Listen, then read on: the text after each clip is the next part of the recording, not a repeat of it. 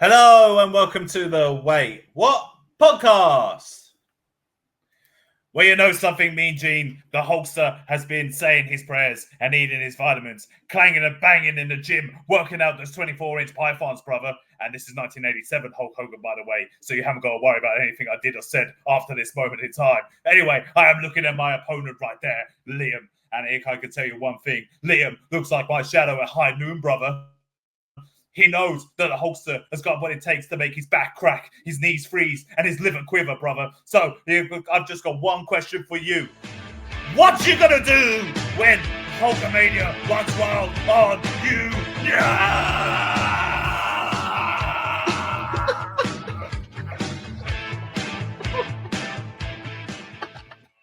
I'm David.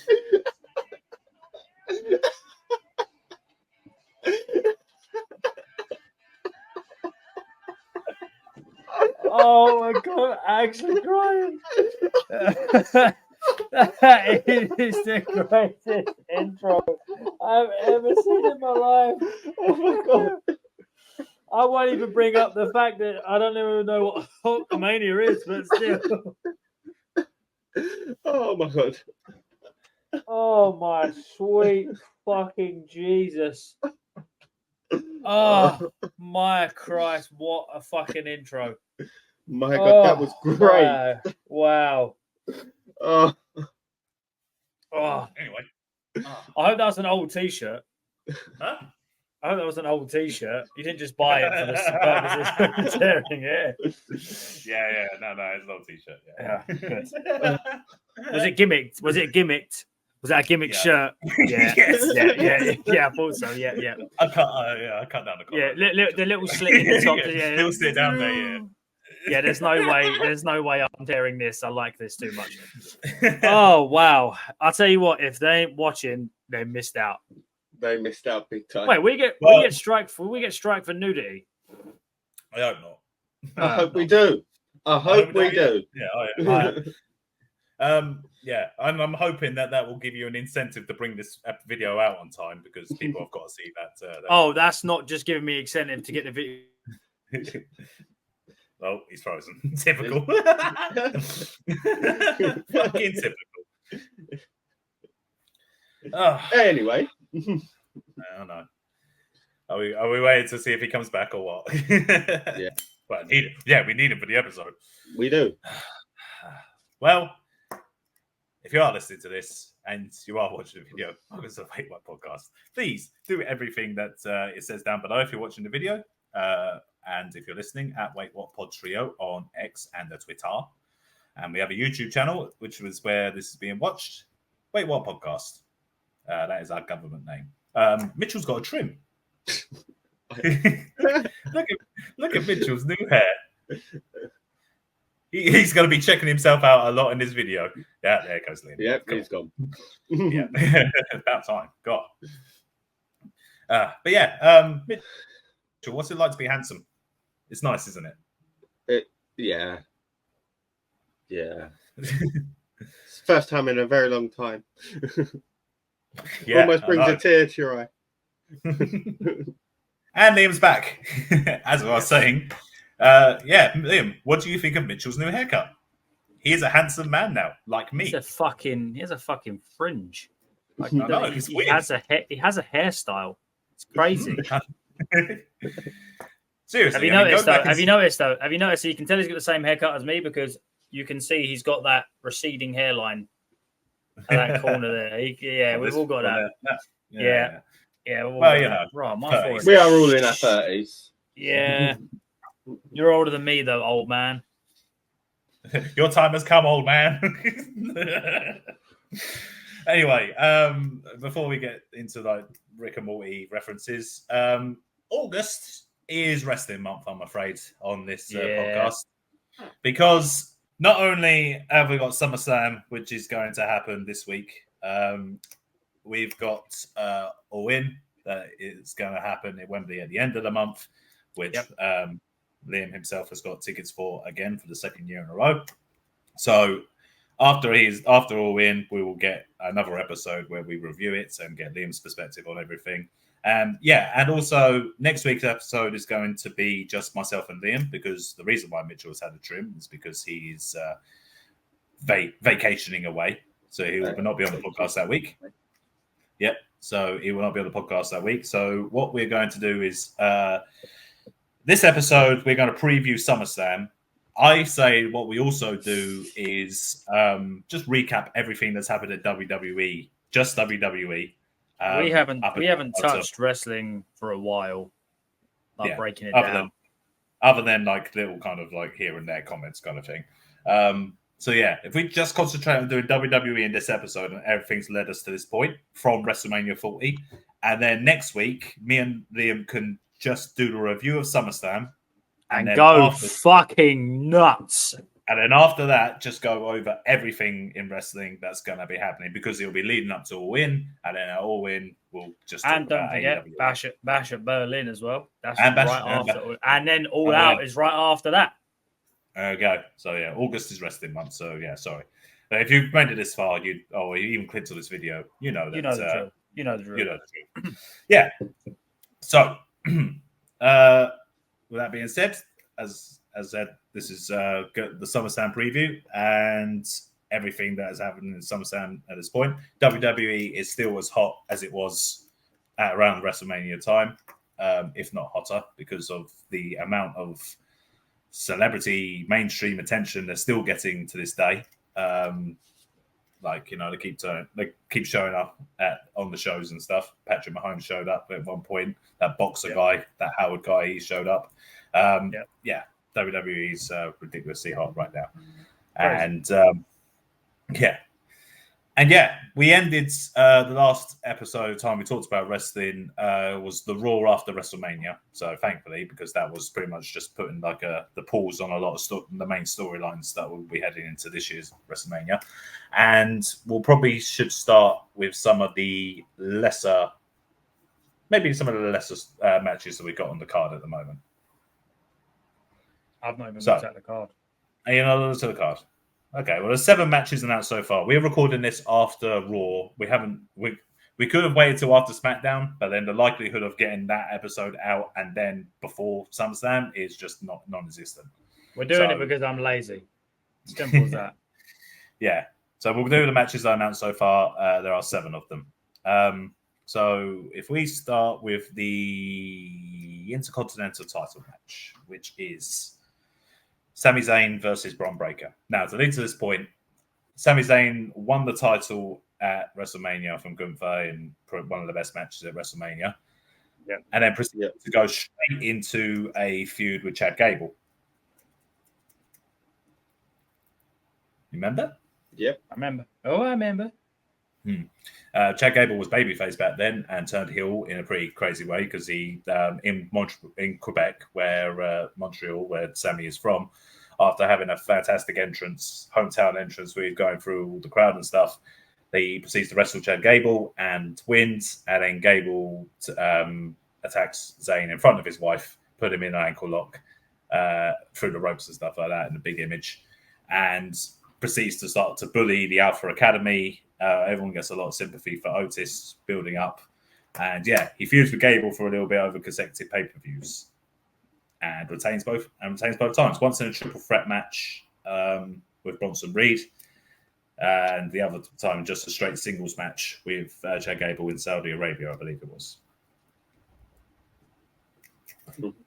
How do you feel about Chad Gable, like the turn, and him not getting the Intercontinental title? With what it's led to, I feel like it's good for us anyway. For him, maybe not, because he signed a new deal. Has he actually signed the deal now? He signed a deal, yeah. Yes. But I feel like, because people were saying that the title was going to be his because he signed the deal, but I feel like the title wasn't what he was getting. It was more of this story he's in now with the Wyatt Six and the Creed brothers. Yes, where it elevates the Creed brothers. It elevates Creed brothers, puts them in. Well, let's be honest, on Raw, that's kind of almost like the main event, because that's what people care about. Do you feel that not winning the Intercontinental Championship has hurt Chad Gable in any way? Oh no, No, not at all. No, makes him better No? as a heel. He's more bitter. True. Yeah, And, it makes him go down that rabbit hole a bit more. and now he's in this feud with the Wyatt Six, which is like a kind of huge main event storyline with the Creed. He was brothers, brought back to life as well. He was evanescence though. I was a bit disappointed he didn't win the Money in the Bank, but we'll get to who did win the Money in the Bank and all that stuff later. But yeah, that Sammy then proceeds to get into a feud with Braun Breaker at Money in the Bank. They have a match where Braun had got drafted up to the main roster onto Raw, even though he was kind of on SmackDown for a little bit. No, he had agreed. There was a storyline where both GMs were trying to sign Braun Breaker. He agreed to go to SmackDown, and then the draft happened, and he was on Raw. So that storyline was a waste of time. But pointless. But they did the same matter. with Andrade, didn't they? With that, a little bit, yeah. He signed for Raw. but they drafted him over to SmackDown. But then he went over. He was on SmackDown when he came back. Yeah, when he came back at the Rumble. He was on SmackDown because he was on the Rey Mysterio storyline. Oh yeah. And then they both got drafted over to Raw. Rey Mysterio's group and Andrade. Yeah. Braun Breaker debuted and proceeded to run roughshod. He destroyed Ricochet on Ricochet's last night in WWE. He power slammed him through a windshield, which is pretty brutal.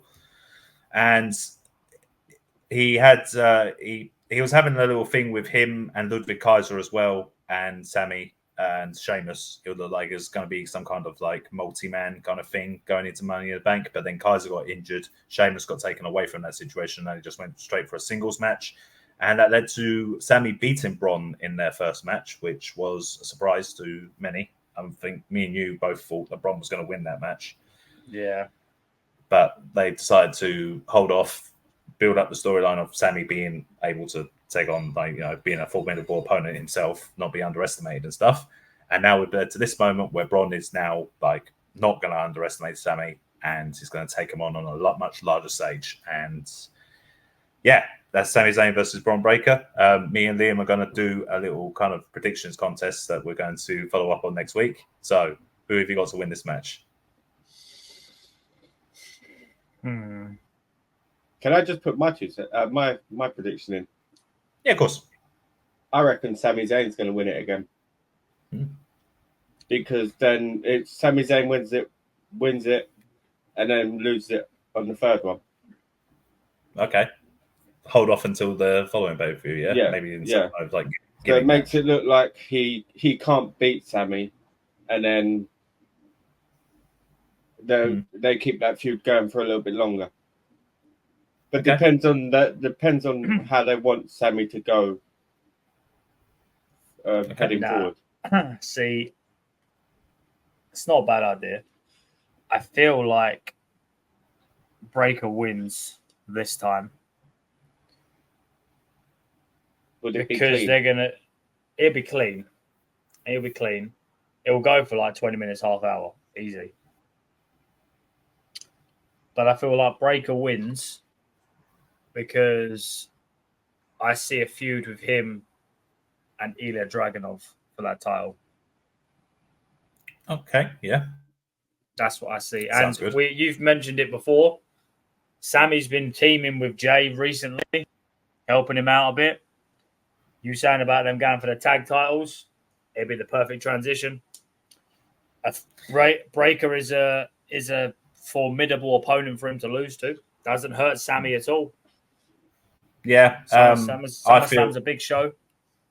Yeah, I feel that Braun's going to win. I've got Braun Breaker to win as well, mainly for the fact that Zayn and Jay beat the tag team champions on the 2 weeks before SummerSlam on the Raw. Then I feel that they're going to start the tag team of Zayn and Jay Uso to kind of give them something to do in these autumn kind of months leading to Survivor Series, where we're possibly going to see them maybe involved with something with the Bloodline. Possibly, we might see it. And then, they'll continue on being a tag team until, whatever happens in WrestleMania season happens. But yeah, I feel like that's the direction they're going to do with the Intercontinental title. They're going to put it on Braun, start to build him up, have him beating, getting into being opponents, getting off a lengthy reign until they find someone that's a good fit to finally beat him.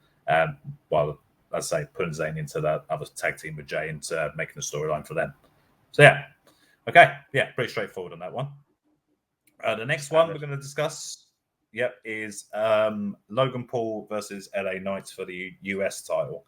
Now, WrestleMania, these two men both had matches that, while being good, you could argue maybe weren't like seen as like a huge deal on the show as a whole. The United States title was a triple threat match with Kevin Owens and Randy Orton and Logan Paul. While it was a good match, Logan Paul won, and can we even remember the finish? It's just one of those. I'm pretty sure like a slime ball. That's how he won. It weren't like he did anything special. Something happened to someone and he capitalized on it. That much I remember. Yeah. While LA Knight versus AJ Styles was, again, as I say, very good match and memorable for them working a kind of a different style. Like, I think instead of like for the first match where it was all like high flying stuff like that, they immediately, I think it was the ladder match they came afterwards, they immediately ripped up one of the ring floor mats alone and they did stuff on the concrete floor kind of thing, just a different way. Because Did he hit him with a Styles Clash on the apron or off the second rope? Off the apron, maybe. LA Knight won in the end because it was the phenomenal forearm they turned into the BFT. Yeah.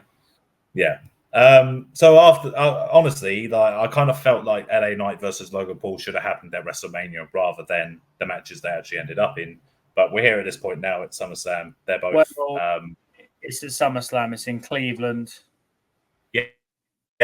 But anyway, Paul, after he won at WrestleMania, challenged Cody Rhodes for the WWE title in a very good match, which was memorable for that drone shot of Logan Paul standing on the turnbuckle. Yeah, that was damn cool. Yeah, that was pretty. That was pretty good. That was a Logan Paul idea apparently as well. So Yeah, hats off. Yeah. Listen, Logan Paul is a bit of a cock. I like him now more than I did before. I can't take away his athletic prowess. It's fantastic. He was born to be a wrestler. It's just a pro wrestler, yeah. He was born to be a pro wrestler. Yeah, and the only thing I would say against him is that, he hasn't defended the title that much, and he hasn't really been on the show. I know he don't need to. I mean, but as part of his heel character, it kind of makes sense for him to not defend the title that much. Whereas like Roman. Roman, I'm not comparing him to Roman, but Roman didn't defend the title when he had to, when he was told to. Like it was like he was legally obligated to. Whereas it would have been nice. I want to see him more on the show. Is basically what, and I want to see him wrestle more as well. So it's basically what my when he's wrestling now, it's a spectacle. It's he's paid to see it. Yeah. LA Knight kind of spun his wheels a little bit after WrestleMania. He was hugely over in France when they went over there. I remember that. What a pay-per-view that was. Yeah, but he wasn't on the. I don't think he was on the pay-per-view. I think he was just on the SmackDown. The kind of start of this kind of feud happened after the triple threat qualifying match for Money in the Bank, where LA Knight pins Logan Paul in order to qualify for the Money in the Bank. And then they did a storyline where Logan Paul turns up at his house and LA Knight's in his pool. They kind of had it where LA Knight's got the contract. They saying that I pinned him, so I won a shot at the US title. Yeah,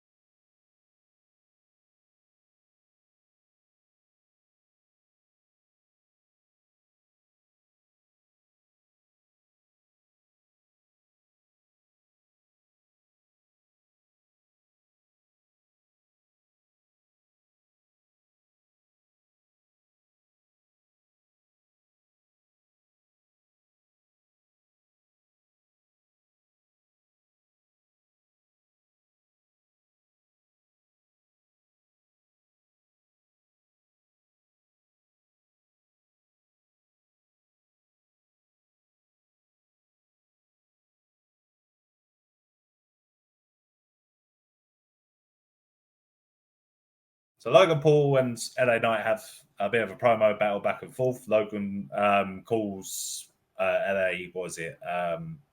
He calls him Sean, one thing. He called him his real name, which was strange. Yeah. And he called him basically just someone doing like an impression of The Rock. Is the main thing that I remember. And yeah, LA Knight, his badge just saying hi. He says the same things as always. And yeah, there's going to be a Logan Paul appreciation night on SmackDown. I don't know, judging by his reaction, they might sway which way the match result goes. But what do you think, Mitchell? What do you think? I think they might want to take Paul in a different route now. Okay. So they might put the belt on LA Knight. It's about time he won an actual belt in WWE. Mm-hmm. While he's still technically hot property. Yeah. That's not going to last forever. So, and depend on... Yeah, I just reckon that LA Knight will end up winning, and that would lead Paul to go on to doing something, or either a different lane of it, or teaming up with someone, maybe Dominic. Different show. Yeah, no, I do. How about you? He'll lose the belt, and he'll get that frustrated with it. He wants to go to the other show. Okay. Yeah. See that? Because it's Raw that's going over to Netflix, isn't it? Yeah, it is. Yes. So he might want to be on the one where it's on Netflix all the time. Yeah. Okay. Probably more money as well that way. I don't know. You'd think it'd be LA Knight because he's gone close so many times. Okay. But Logan Paul has only wrestled X amount of times, X amount of months, and he's won most of the time. He's in his hometown. Is he from Cleveland, or is he just from Ohio? I think he's just from Ohio. So he's in his home state. He doesn't live there. True, he does live in Puerto Rico. It's like the Miz. It's like the Miz thing that they brought up on Raw. Like Miz is going to host Raw, by the way, and good. I'm glad he was doing something on the show. I'm glad he's doing something. I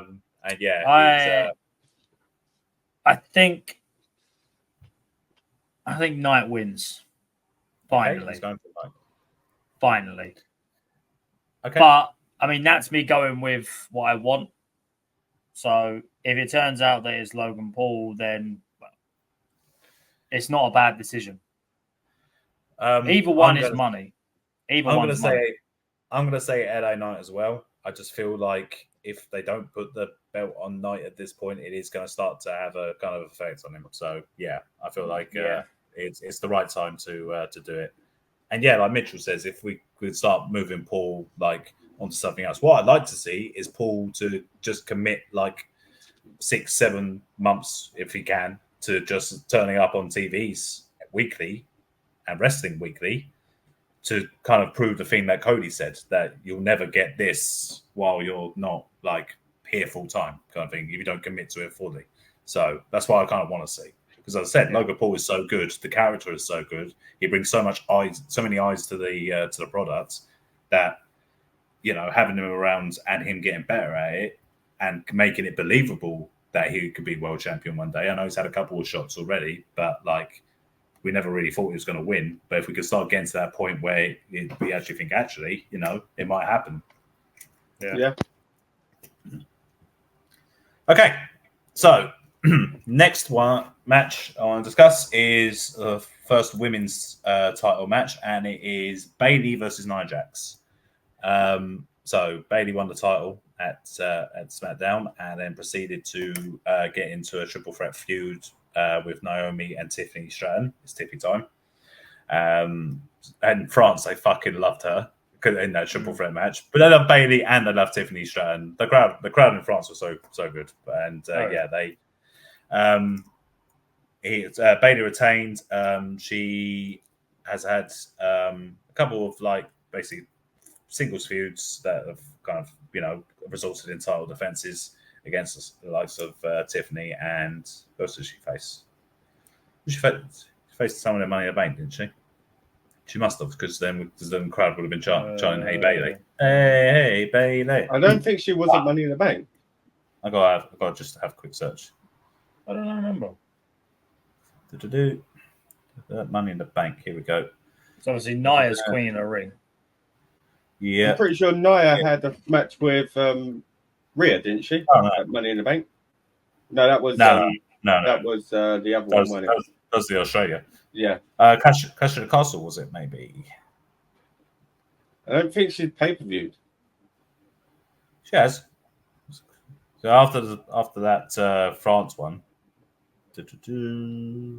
Bailey Piper Niven, that was it. She faced Piper Niven in Clash of the Castle. Yeah.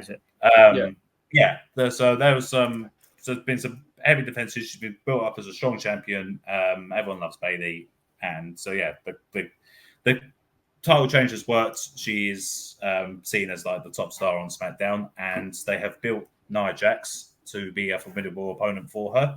Thanks to, as Liam said, Nia Jax won the Queen of the Ring in Saudi Arabia. The match between Nia Jax and Nia Valkyria, it featured the fucking like most brutal finish we've ever seen.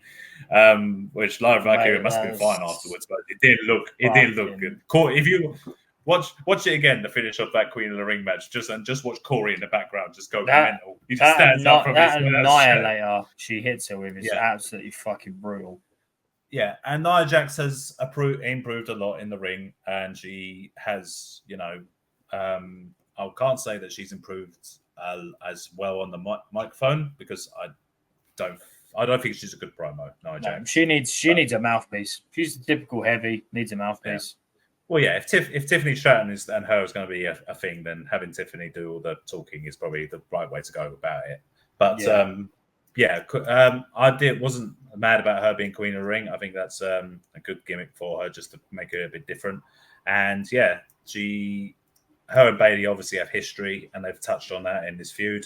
The last thing we saw on SmackDown was them doing a satellite kind of call with each other, where they kind of like said some things that kind of made it feel a bit more real. Bailey saying that calling Nia big, clumsy, and reckless was that was good. It was good, but at the same time, shouldn't Nia just turn around and just go, "Good, I'm glad I injured you. I'm glad I hurt people. I'm a heel. That's the point." But yeah, she got mad about it because she has been called saying that she's dangerous in the ring, which just ask Kairi Sane. Ask Charlotte Flair. Ask Becky Lynch. Yeah. But as I said, Nia has got better since she returned. She is being trusted in this high-profile match with Bailey, one of the top stars. What way do you think it's going to go, Mitchell? I've read that they might be thinking of putting the belt on Nia and having Tiffany Stratton and Nia Jax feuding because they're real-life friends, so they want to see how it pans out.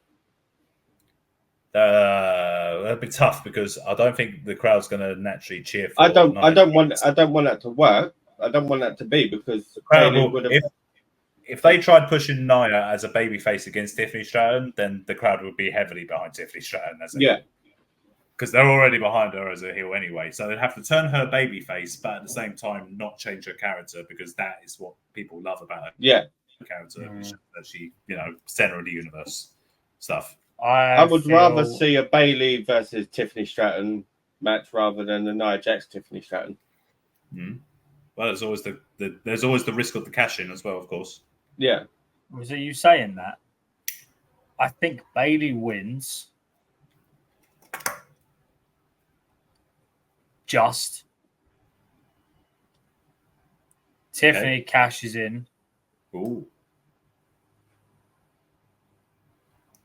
but Nia stops it. Oh, so does the cashing count? So Yes. would that make it? Would that make Tiff go babyface but keeping the character the same? Nope, because she would still be a heel. They're two heels feuding against each other. not necessarily be feuding against each other, but it's more of a case of it's two heels that really don't fucking like each other, and they also don't like the champion.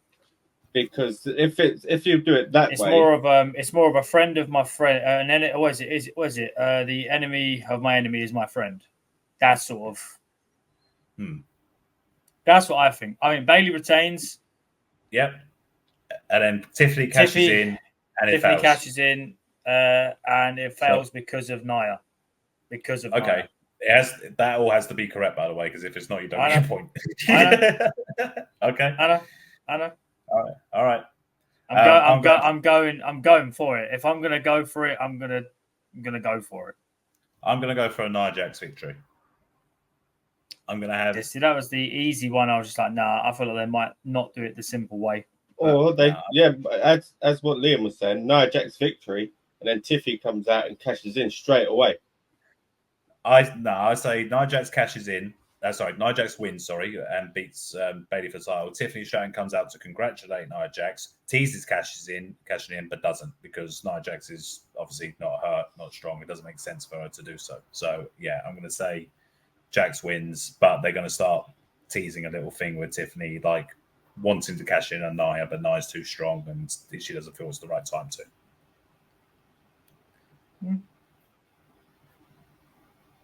Okay.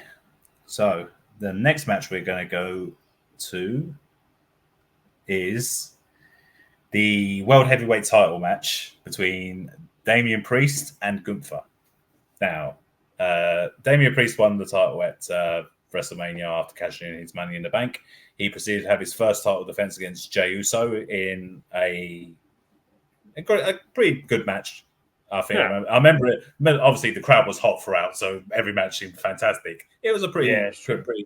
It was probably on the weaker side of all the other matches that were on that card, but it was decent for Priest. He wins by the South of Heaven after Finn distracts him, but Priest didn't know about it, so he was helped by the interference without knowing about it. They were slowly starting the babyface turn of Damian Priest, and that then proceeded into Clash. Well, we got the next massive one was Clash at the Castle with Drew McIntyre. I feel that Priest had a great match, but then he started. Obviously, the thing is remembered for the botch in the ropes. Which was it a botch? Was it not a botch? Did he actually hurt himself, or was he actually selling? Kind of thing, you know. That kind of tease throughout the whole thing. He retains thanks to CM Punk interference, and the whole of Scotland proceeds to riot and then orderly leave. Even though Scottish fans will be pissed if McIntyre doesn't win. McIntyre doesn't win. Scottish fans celebrate with CM Punk. That's the first thing you see. CM Punk's in the crowd going, "Yeah!" There's crowd behind going, "Yeah!" CM Punk. Crazy, absolutely crazy. Brilliant. Loved it. It worked for the story though, because McIntyre's supposed to be the heel. Of course. Yeah. Money in the Bank. Priest is defending against a returning Seth Rollins, and he forgets to kick out during a pinfall attempt, which no one takes any blame for. It just happens apparently. He just forgot to kick out at that precise moment in time. No heat on Damian Priest. No heat on the referee. Because it was as soon as that happened, and then McIntyre, who had previously won Money in the Bank, cashes in straight away. Did it make it a triple threat? It was a triple threat match, wasn't it? Yeah. It made it a triple threat match, because if it happened that Seth won or something like that, then it would have resulted in a DQ or whatever kind of thing. So, yeah, made it a triple threat match. Punk attacks McIntyre, and then Priest manages to retain. And doesn't look happy about it either, though. When he retained, you could see the look on his face. He was pissed he didn't do it himself. Yeah, at the moment he's not really won a clean match to defend the title. Yeah, and there's a lot of obviously tension within kind of Judgment Day. Finn Balor and it seemed to be frustrated with Priest when Priest is saying that he doesn't need any help. He just wants to do things on his own and stuff. And yeah, Priest proceeds to, he's still getting into the Judgment Day, trying to keep it in order, and at the same time trying to be the strong champion that he believes he wants to be. And that leads us to what happened with Gunther, which was he won King of the Ring, which we expected him to do. Yeah. And he goes away for a bit, comes back, and he's going to challenge for the title. That's all he needs to really know about Gunther. Gunther won the thing that you expected him to win. And yeah, they've started doing something where Gunther is acting like entitled and that everything was handed to him in life. If you know anything about the man, you know that's not true because he's been toiling and grinding in the European Indies for a long time. Grafting. Yeah, he's been around for a long time, and so it's Priestley, to be fair, punished for Martinez, and But for the story, that's what they're telling. He's calling him street trash. He's calling all the Judgment Day street trash, just like all the crowd are. Everyone they're doing what they can to make everyone hate Gunther and love Priest. Priest is trying to be more relatable. He managed to beat Braun Strowman fairly clean. I think it was clean, actually. I know there was some interference a little bit.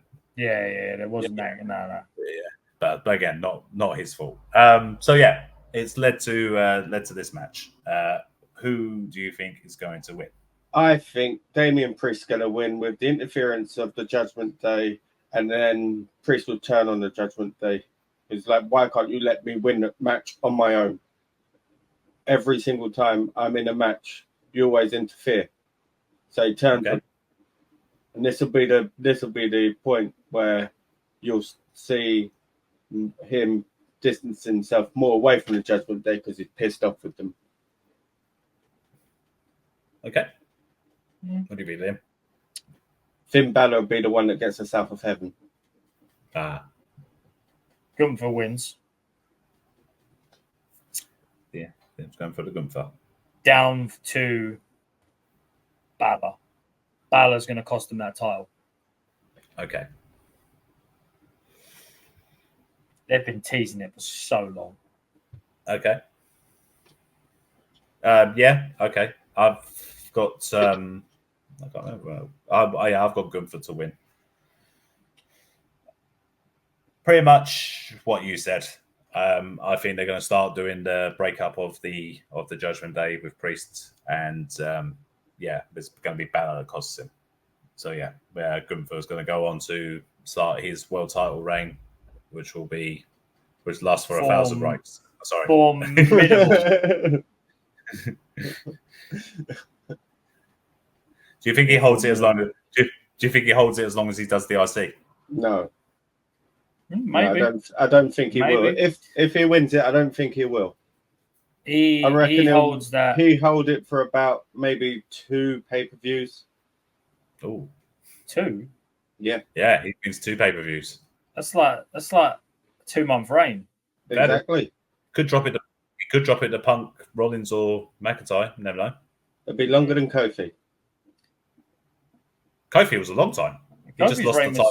He just lost it in 6 seconds. He just lost it in 6 seconds. Okay. Yeah.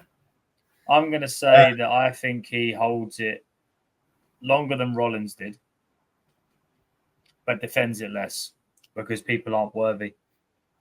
I see. Okay. Now we're getting into the 3 matches I'm most interested in. So we'll start out with Rhea Ripley versus Liv Morgan for the Women's World Heavyweight Championship. Oh. So custody of Dominic Mysterio. Because ladder match. More like of me. Me. Wish.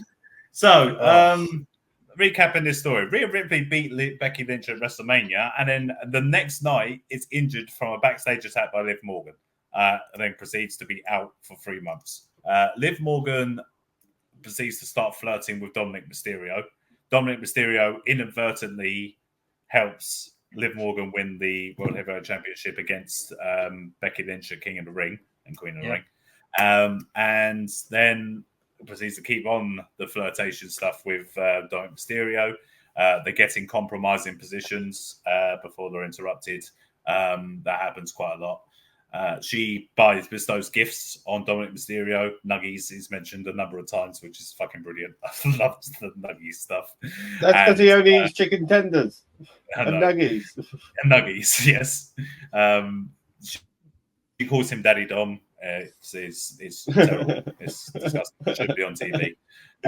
She bestows gifts upon the Judgment Day. Carlito loves the PlayStation that they have in there. This week on Raw, the PlayStation got destroyed, and Carlito was distraught.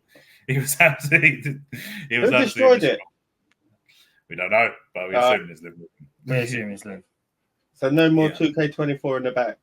No more 2K24. Well, we don't know the way it might go, but at the moment, the PlayStation has been destroyed. Carlito bought himself a new one. Yeah. And become very protective over it. Yeah. There's a lot of teasing of stuff with Liv Morgan in the background, seeing the likes of JD and Finn Balor and Dominic as well. She helps the Judgment Day win the tag team titles, Finn and JD. She helps Dominic beat Rey Mysterio for the first time. And at that moment when Dominic is on top of Liv Morgan, and it looks like they're actually about to kiss for the first time. Oh, no, not for the first time. The first consensual kiss, because Liv Morgan kissed Dominic, but you could argue that Dominic didn't want to be kissed, but I wouldn't argue otherwise. I'd argue against that. I would argue against that. Yeah. But look, this is like the first time they were going to consensually kiss, and then boom, this is my brutality hits, and then Rhea Ripley stomps her way down to declare that she is back. And when she came back on that week of Raw, Liv Morgan decided to wear a pair of denim shorts, which broke the wrestling Twitter. The only thing I don't agree with is that she said that she implied that Rhea Ripley wasn't attractive, and collectively, we would like to tell her that she is wrong. But no one cared. But no one cared about that because when she said it, she had turned around and shown her cheeks to the entire national television. So both it was kind of whole, actually. So, they at that moment, after she had done that, she wanted Dominic to say, "I love you." Dominic says, "I hate you," proceeds to berate Liv Morgan and stay with Rhea Ripley. In Spanish, yes. Liv is distraught. She cries. She walks away. And then last night's Raw, they kind of kept them apart. They kind of just kept them in like away from each other on promos and stuff like that. They had just pre-recorded stuff. So Liv is still distraught after she destroyed all the Judgment Day stuff. She was burning a lot of the Dominic Mysterio merchandise and stuff. Rhea, not to be outdone by Liv the previous week, proceeds to wear a top which has only a fastening there and it's fucking tiny. She proceeds to let Liv know that Liv's tried to take everything away from Rhea, and this whole revenge tour is going to end with Rhea getting back her title. And that is everything where we're up to now. So Rhea versus Liv. Who is going to win? Mitchell. The people. That's who's going to win. It's going to end up being a bra and panties match at this point. Wishful thinking. My heart. Never. Yeah, give out.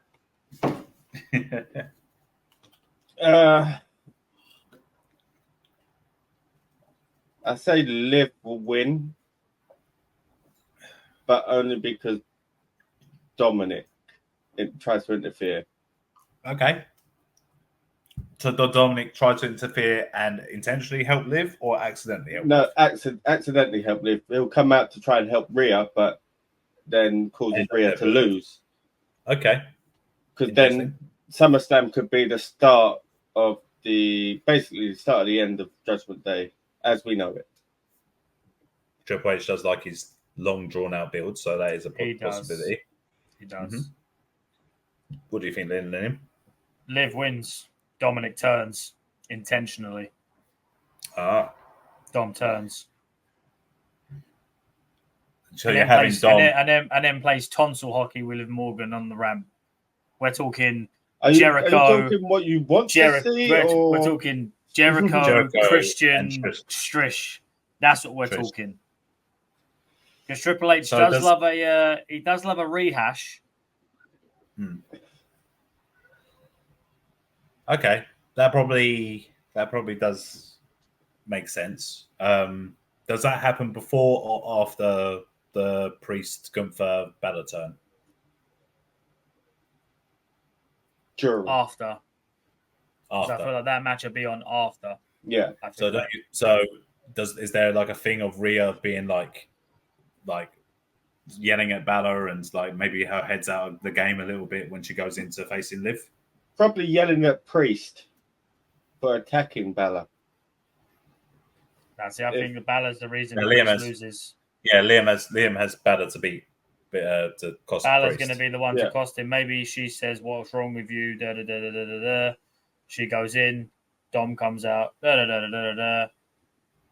I don't know. Rose is in the face. I don't know. Liv hits the Oblivion. See, I think that Dominic comes out with Rhea, obviously, as we're expecting in this match. And during the match, it's actually Finn Balor that helps Liv beat Rhea.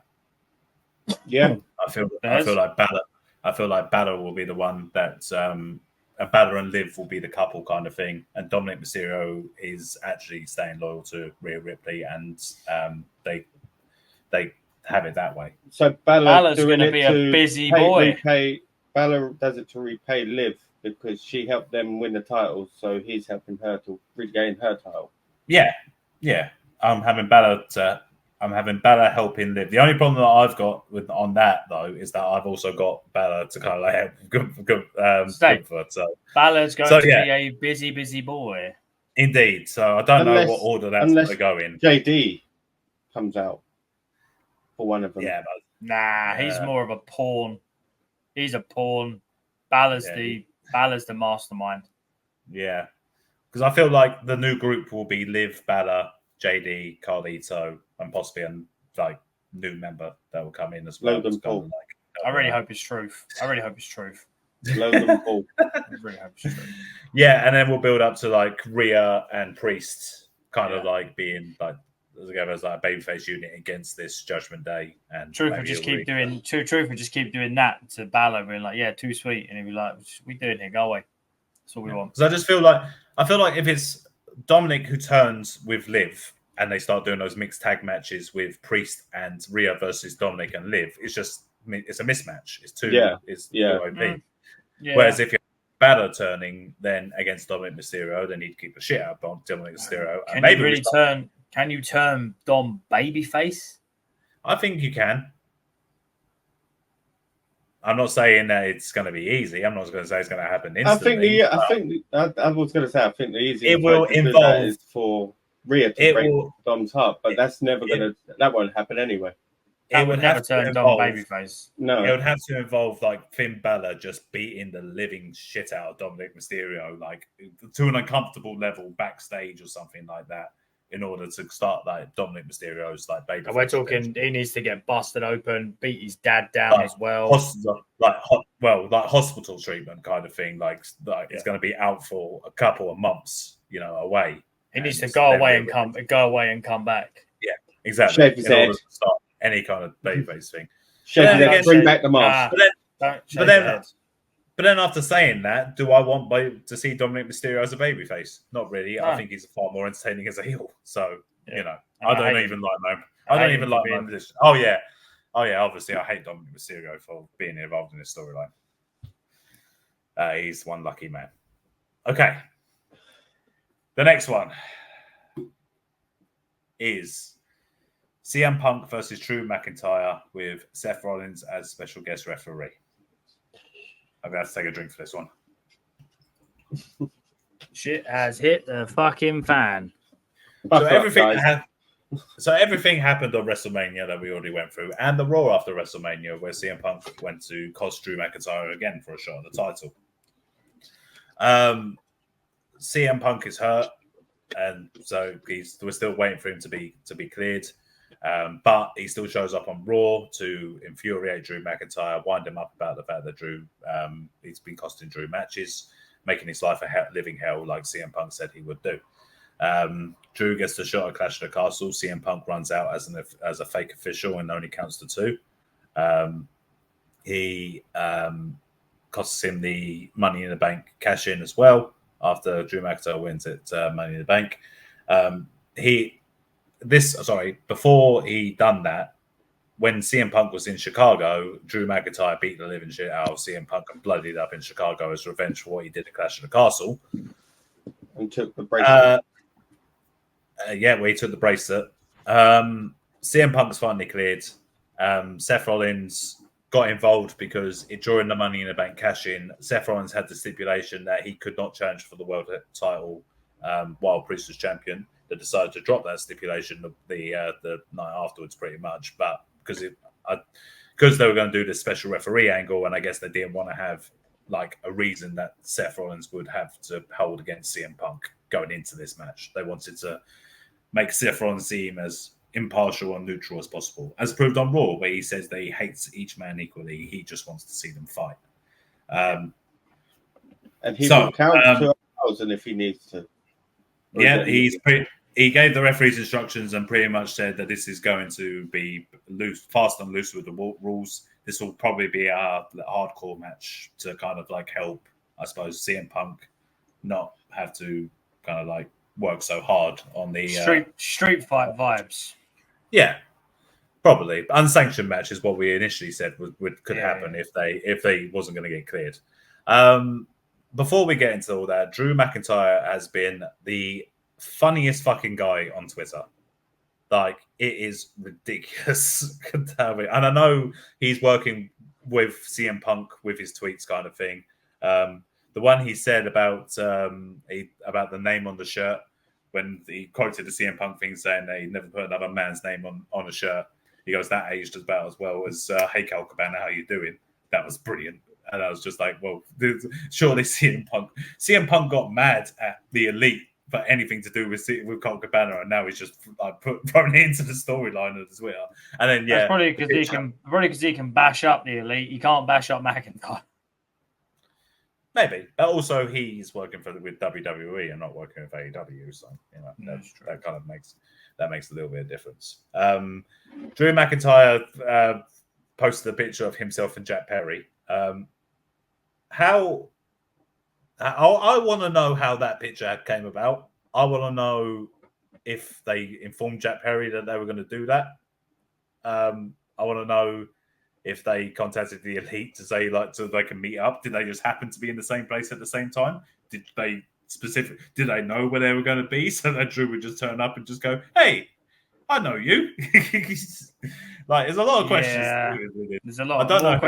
More questions than answers. Yeah, exactly. But yeah, the picture was deleted afterwards as well, which was I think it was only deleted for the purposes of the storyline kind of thing. Yeah, they deleted it because they were just like, "Oh, Drew's gone too far," and that's why to put that narrative. Didn't he mention something about using real glass as well? Yeah, probably. No, it's Crimea. Talking about Crimea River. Crimea River, yeah. CM Punk has been using a lot of cornet lines on promos, and it's very distracting for me. He today said about Seth Rollins being in the matches like a hat on a hat, which is a cornet saying. And he also said that McIntyre dumbed his way out of a position, which is another McIntyre cornet story about Ernie Ladd talking about King Kong Bundy. Yeah, it's just distracting. I mean, I love it because I'm just like, I'm a wrestling nerd. I get that. So yeah, we got Punk versus McIntyre. This for me is the hardest one to call. Yeah, so, yeah, Mitchell, yeah. Mitchell, what are you going for?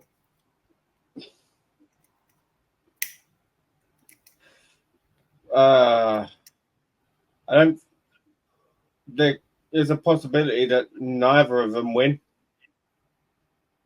Oh, Rollins just destroys them both. Yeah. Oh, Well, what an unsatisfying fucking ending that is. Yeah, they better not. They better not do that. I think they should have put him in a cage match, personally. with Seth Rollins as special guest. And sharks and lasers. Yes, and sharks with lasers on their head. A cage match with Seth Rollins as referee is a hat on a hat on a hat on top of a building inside of another simulation. Another simulation. Hanging Inside above that a volcano. It's too much. I think. I want to say Drew's going to win. No, because I think I know. I might know what they're going to do. Because it could be Drew wins, Punk wins, and then they'll do a third match, and then someone. I don't know. I don't think this will be the only match. No. Nah. I think it's going to be surprising to us all. Punk wins. No shenanigans from Rollins. Punk wins clean. No shenanigans from Rollins. AJ Lee returns.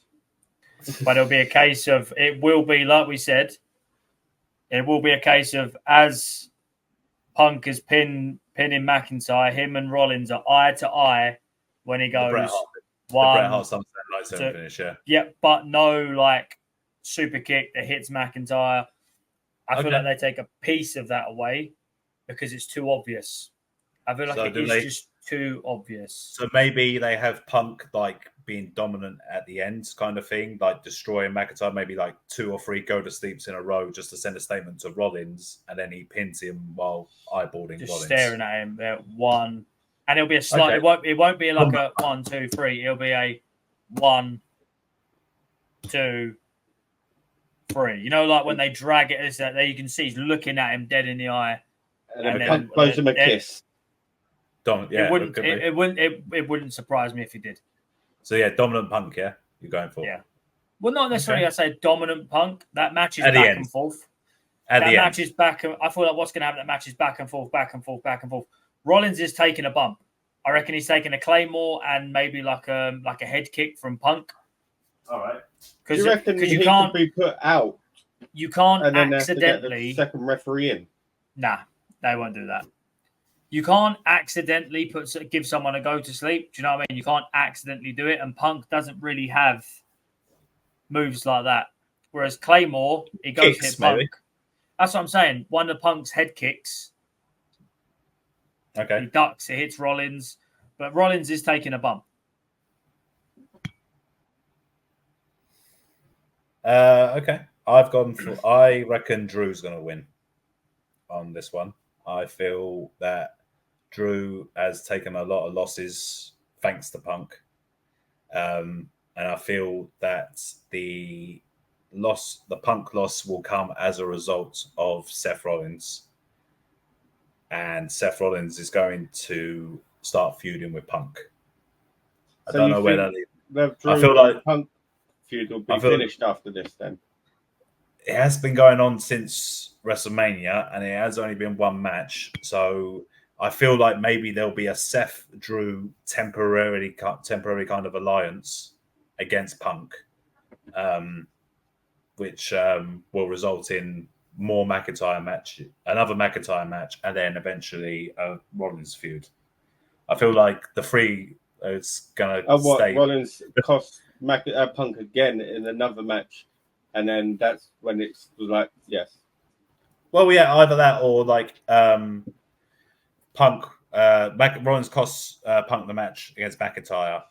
They do the rematch of McIntyre versus Punk this time, nullifying the Rollins interference. Punk wins this time, only barely, to keep Drew strong. And then we transition into the Rollins-Punk feud. And then McIntyre's special guest referee for that. Maybe. But yeah, I just feel like Rollins, Drew, and Punk is special guest. I just feel like Drew needs the win more than Punk does. Yeah, I was going to say I don't think Punk needs it. Nah. I think this but could with Drew, be the but with Drew losing, he could fucking go overboard on Twitter. And the best thing babyface Punk can do at this moment is keep losing, because then it will start the attitude change, which turns him into a heel. But then could then it be a case of, because this new contract is signed is allegedly a forever contract, could this be the start of him getting moved, going to starting to move over to NXT to work in the behind scenes there? So he loses again, and he's like, you know what, fuck this, I'm going. He'll have more of a run in WWE, but he'll be coming back as and when, like the part-timers did, kind of thing, like with Edge and stuff like that. He'll be wrestling, getting involved in storylines, ready for the big shows, while simultaneously, I imagine, working in NXT, where he'll eventually take over from Shawn Michaels. Well, could this be because I don't think John Cena's on this card, is he? No, he might be there. Supposed to be starting his retirement tour, isn't he? Yeah, and I'm guessing they want Punk John Cena in one of the pay-per-views. Well, that's what Punk said about either teaming with John Cena or facing him one more time. Oh, Punk Cena versus Rollins and McIntyre. Yeah, I why not do that. Why not? The heels against baby faces. Yeah, I can see that. Mm. But eventually, as I said, I could see them going down the road with a heel Punk and McIntyre being turned babyface by Project Going to see. I told you. I told you he was an arsehole, and that will work because it's obviously. Told you so. Yeah. All right. So that brings us on to our last match, which is Cody Rhodes versus Solo Sikoa. Now, this match. This is not going to be a clean match. This match, I reckon, will be the main event. Probably. And it's probably the one that we probably are pretty certain on who's going to win. But the most intriguing thing about this match is what do we think is going to happen after the match. So let's go just get a recap of everything that's happened up to this point. Starting with Cody Rhodes, after he finally finished the story, Rock gave him the little, what they call it, just, the schmegan, whatever, in the hand kind of thing. Yeah, just gave him the gimmick in his hand that we don't know what it is. They've ignored that for the meantime. Rhodes went on to have a feud with AJ Styles, which went over separated pay-per-views between King Queen of the Ring, where he defended against Logan Paul. The first defense was Carmelo Hayes, though, wasn't it? No, that was his match on SmackDown. After he got when they did the draft, Carmelo Hayes was number one, and then they did a match on SmackDown with Cody. I thought that was a title defense. No, it was just a straight up match. Cody has been on wrestling pretty much weekly ever since he started.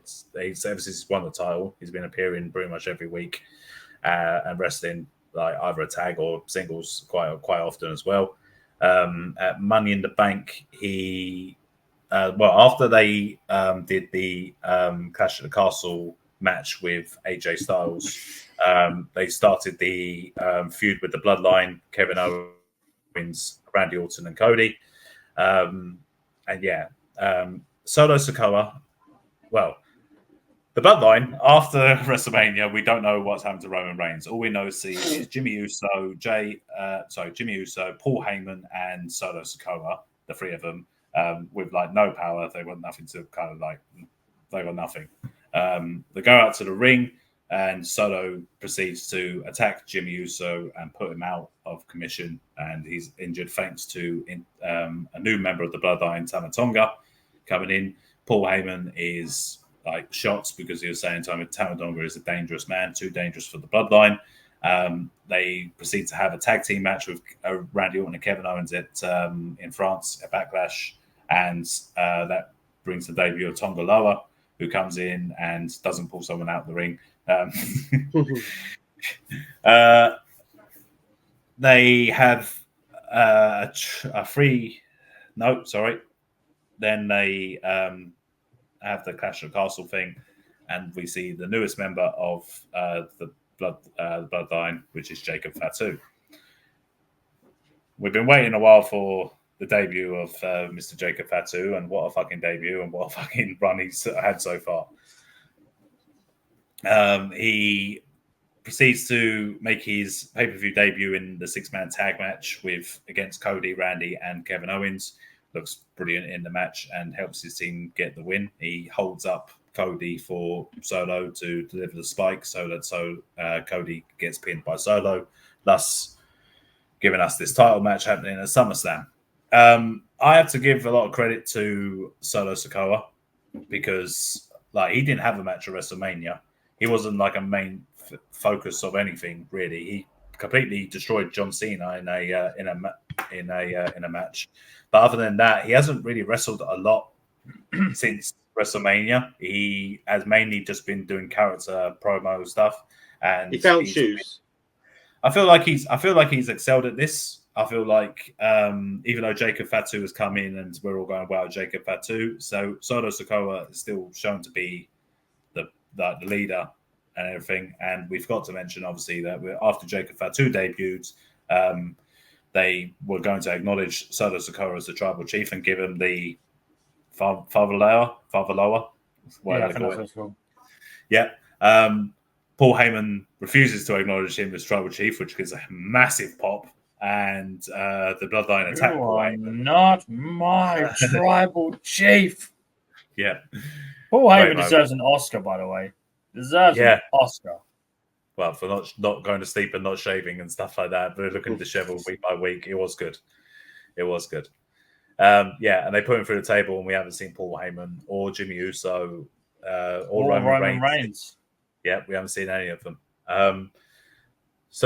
We are led to this point here. I'm kind of still hopeful after this SmackDown because on SmackDown we know there's a tag team title match between Jacob Fatu and Tama Tonga versus Team DIY. Who do you think is going to win that match? DIY. The Bloodline are going to win. You think Bloodline are going to win the titles? Yeah. I think DIY are going to win by disqualification because I feel like Randy or Kevin Owens is going to come in and interfere. Either both or one of them. I reckon it'd be Kevin. I want it to be Kevin Owens, and I want him to attack Jacob Fatu so that we can set up a Kevin Owens versus Jacob Fatu singles match at SummerSlam. That's what I want to see. But it could be Randy and Kevin, and then we just see the straight up tag match between the four, because then that way Tama Tonga can get pinned and Randy and Kevin can get a big win on pay-per-view. But then they could, as I said, they could take the titles, so it could go either way. Either Bloodline are going to take the titles, or DIY is going to win by DQ, and that's going to happen. I'd rather see that option. I want to see the DQ option, to be honest. Shawn Michaels and Triple H, DIY all the way. And we are led to the main event, which I think we're all going to say Cody wins. Cody wins. Yeah. Cody retains. Cody retains, but there's a Bloodline beatdown after the match. The pay-per-view ends with Solo Sikoa holding the world title, and then all of a sudden, Roman Reigns' music hit. So you're saying Roman returns? Just Roman? Don't you think that Jay Roman returns, Jimmy and Jay? Well, Jimmy, sorry. Paul Heyman standing at his side, acknowledging his tribal chief. I think they all back. I think Jimmy's there too. Oh, Jimmy as well. I think they all come out, and it ends with Roman just staring down. From the stage? From the stage. Just to stare down. Yeah. Okay. Because if Roman walks down to the ring, we're going to need another half an hour. We're going to need another. It takes a while to get down to that ring. I'm going to say Cody wins, obviously. Bloodline attack Cody. Monster pop as well, by the way. I want to just add that. Monster pop when Roman Reigns, when you hear that first opening thing. Sorry, carry on. Yeah. Same thing. Bloodline attack. Standing tall over him. Music hits. Roman Reigns comes out. Monstrous pop. But he comes out alone. He walks down to the ring. He gets into the ring. And he seemingly acknowledges Solo Sikoa. So as they're all about to do the pose with the one finger up, then he attacks everyone. Superman punch to Solo. Yeah. Then they go to attack him, and then Jimmy and Jay come. Takes out Tonga Loa, takes out Tama Tonga. Doesn't just pull down the rope thing for Jacob Fatu. So Jacob Fatu's out of the ring. big spear on Solo. They all go away, and then Roman Reigns is there with Cody Rhodes is still in the ring, and there is just a thing. Cody gets up, and even though like they faced each other at WrestleMania, everything like that, there's a little bit of uneasy kind of stare down tension, but they're both looking at no shake hands. They both just look at Solo Sikoa and the Bloodline and acknowledge that is their enemy at the moment. And then Michael Cole is just going absolutely berserk on commentary. Yeah. Paul Heyman comes out, acknowledges Roman. Cody acknowledges Roman. Everyone acknowledges Roman. Yeah. It will be. Everyone will be in the air. Yeah, so that's why I think he's going to fake join the Bloodline and fall in line with Solo Sikoa, and then Sammy will come out and tell Roman that Solo's not been feeling oozy. Yeah. Mm-hmm. And that's it. That's all 7 matches. Is there any other kind of things that might get added, do you think? I mean, there's a women's tag team titles match on SmackDown as well. Are we going? Do you reckon we'll get a? Cargill do you reckon we'll get the White Six turn up or something to do with the White Six at SummerSlam? I hope so, because they on Raw they revealed, like we didn't already know who was their faces, but Dexter Lumis looks fucking insane. Yeah. I don't think we're going to get any White Six on the actual show just because they've already announced that they're going to wrestle for the first time on Raw next week. Pre-tape. They'll get a pre-taped video. Yeah, it'll be another VHS. Like a recap. I'm hoping it's Dexter Lumis. Maybe they did Dexter Lumis in the last VHS, I'm pretty sure. Maybe the next VHS I haven't finished watching Raw. So Bray Wyatt's VHS. They did a VHS. They did a VHS on the. It won't be Bray Wyatt's. Why would it be Bray Wyatt's? Because he might have recorded one before he died. No. Because this was supposed to be his thing. They could not show Bray Wyatt's face in a vignette for an active feud. If they did, that'd be insane. If Bray Wyatt recorded something that would have worked in this storyline and they could play it and it would fit in, that would be very distasteful too. I don't know about distasteful. It's Bray Wyatt's creation, basically. Yeah, exactly. I know, but if he's just there cutting a promo, like it's about talking about the Wyatt Six and his vision for it and stuff like that, it could be pretty like fucking crazy. Maybe. Yeah. But yeah, by extension, from them not being on the show, I don't think we're going to see Gable and the Creed brothers on the show either. Some other big names that aren't doing anything. Rey Mysterio is not doing anything in WWE at the moment. It appears. Carlito's only concerned about the PlayStation. Yeah, as he should be. Yeah. The other feuds that are happening on Raw, Xavier Woods lost to the Karrion Kross. Sorry, spoiler there. Oh no, I've seen that bit. Yeah, I've seen what happens. I just haven't finished watching it. Yeah, and Sheamus and Pete Dunne stuff is still going on. Not worthy of the pay-per-view though. Yeah. A lot of stuff's going on with the women.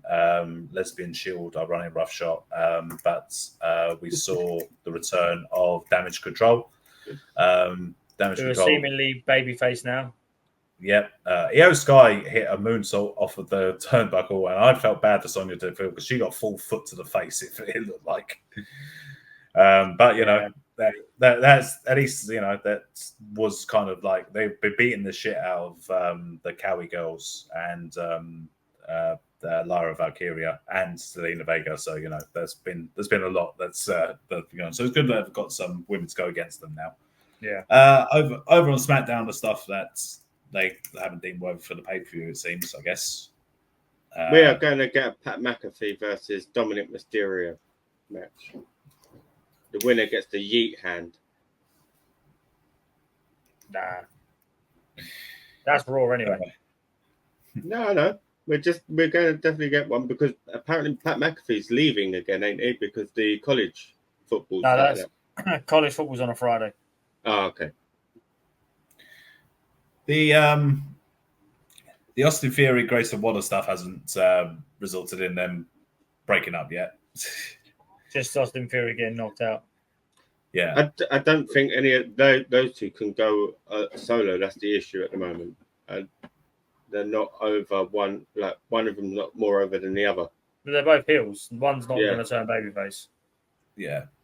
I don't know if they might have some kind of rematch of the Jade Cargill Bianca Belair tag team match with which is if this SmackDown one doesn't go according to plan. You never know.